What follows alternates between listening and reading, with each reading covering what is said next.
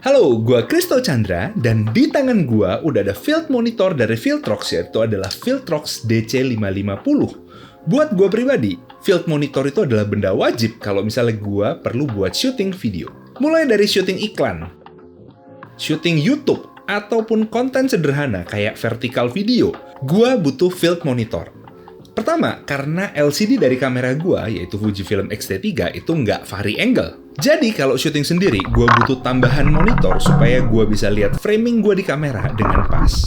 Kedua, meskipun kadang-kadang gue syuting dengan kamera yang LCD-nya udah vari angle, gue tetap berasa LCD-nya itu masih terlalu kecil. Ketiga, gue juga pakai beberapa fitur di eksternal atau di field monitor kayak exposure tools, safety marker, dan juga focus picking. Dan yang terakhir adalah karena beberapa shoot tertentu kadang membutuhkan posisi monitor yang nggak nempel di kamera. In total, seri DC550 ini ada 3 versi. 550 Lite, 550 biasa, dan 550 Pro. Dan yang datang ke tempat gua kali ini ada 2 versi, yaitu adalah yang 550 biasa yang kayak gini, dan yang satu lagi udah terpasang di kamera gua adalah 550 Pro. Monitor yang datang ke studio gue ini harganya 2,6 juta buat yang versi biasa dan 2,9 juta buat yang versi Pro. Bagusnya pilih yang mana? Nanti gue bahas. Tapi supaya kalian mengerti dulu gambarannya, angka segini itu sebenarnya adalah standar dari harga monitor atau field monitor 5,5 inch. Cuma lihat dari keseluruhan paket yang dibawa, menurut gue, Viltrox DC550 ini agak istimewa. Jadi waktu pertama kali gue unbox dan gue mulai ngetes si field monitor ini, itu gue mulai agak bingung. Pertama, itu karena spek yang ada di websitenya Viltrox agak beda dengan produk yang gue tes. Bedanya in a good way, karena di websitenya itu dicantumin bahwa yang seri 550 biasa itu nggak touchscreen. Yang touchscreen cuma yang 550 Pro. Tapi waktu gue cobain, ternyata yang 550 biasa itu juga udah touchscreen. Gue udah coba confirm ke pihak Viltrox, baik Viltrox Indonesia ataupun Viltrox Global, tentang masalah touchscreen ini, dan kata mereka, harusnya yang 550 biasa itu nggak touchscreen. Tapi karena gue penasaran, jadi gue mulai cobain lagi cari-cari video tentang DC550 ini, dan gue nemuin di reviewer luar negeri, itu ternyata ada satu video yang bahas tentang DC550 ini yang seri biasa, dan ternyata juga touchscreen.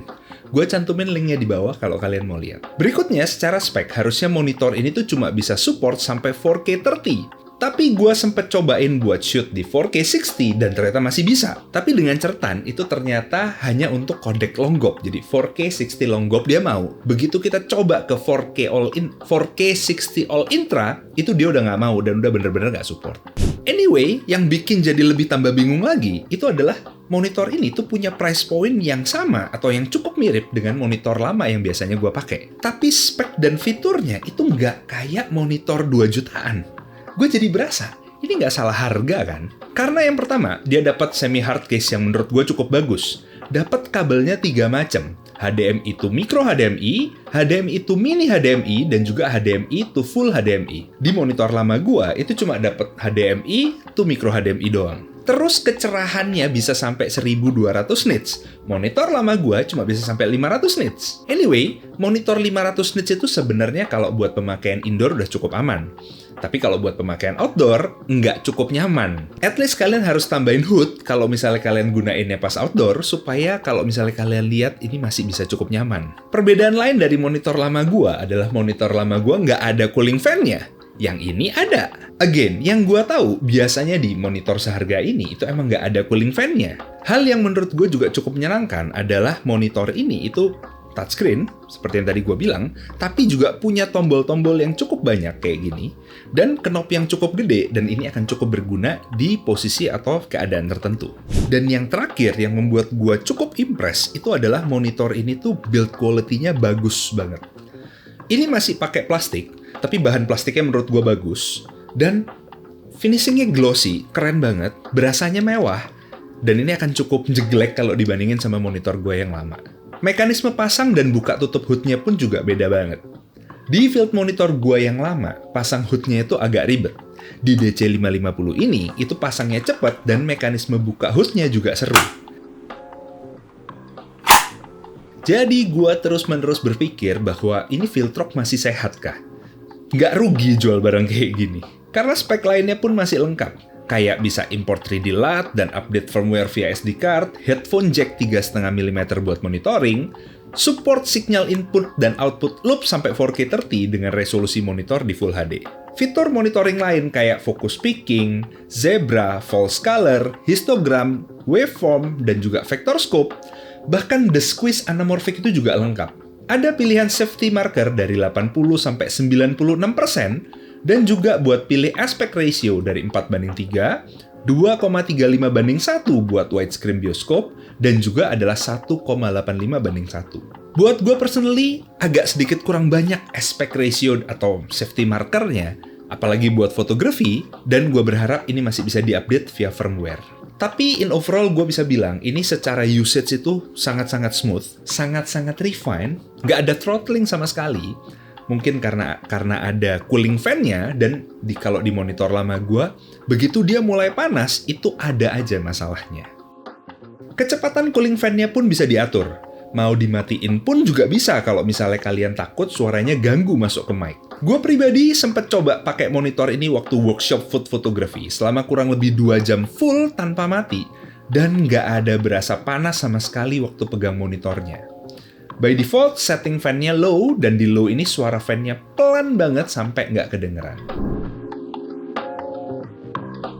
Gue punya beberapa notes atau catatan as usual, dan catatan pertama gue ini datang dari monitor holdernya. Monitor holdernya ini bahannya metal, seret banget, tapi nggak adjustable dampeningnya. Padahal menurut gue build-nya cukup bagus, cukup kokoh, dan dia bisa ke semua sisi. Jadi dia bisa swivel ke kiri kanan, dan juga tilt atas ke bawah. Dan ini gue nggak bisa tunjukin, karena emang ini keras banget kalau cuma dipegang tangan kayak gini. Buat kalian yang berencana pakai ini di atas hot shoe, gue nggak rekom, karena menurut gue ini terlalu tight, terlalu kuat sekali atau kencang sekali buat kalau misalnya kalian mau puter-puter, dan takutnya kalau misalnya kalian paksain itu hot shoe kameranya yang kalah. Kayaknya kalau misalnya dibenerin ini akan jadi cukup mahal. Tapi kalau kalian maunya ke cage, ke top handle, atau ke gimbal, ini tuh menurut gue masih cukup aman, dan bahkan malah cukup kuat, jadi biar dia gak gampang berubah. Gue sendiri lebih milih pakai adapter third party kayak gini, karena penggunaan kayak gini tuh dia bisa dikencengin, atau misalnya dilonggarin dulu kalau misalnya kita mau tilting. Jadi penggunaannya akan jadi lebih aman kalau misalnya kita pakai langsung di hot shoe kamera. Hal berikutnya yang sedikit mengganggu gua itu adalah posisi dari jack HDMI-nya. Di monitor ini itu quarter mount-nya ada di 2 sisi, di bawah sini dan juga di sini yang sekarang gue lagi pasangin arca plate. Otomatis saat penggunaan shoot landscape biasa, itu posisi monitornya akan jadi kayak gini, dan jack HDMI-nya ini akan ada di bawah kayak gini. Buat pemakaian monitor yang langsung di atas kamera, yang ditaruh di atas hot shoe, ini jack-nya atau posisi jack-nya emang agak mepet. Apalagi tuh line in-nya jadi paling deket ke tengah kayak gini. Kalau misalnya kalian pakainya di atas top handle, atau misalnya di gimbal, ini sebenarnya nggak akan jadi masalah.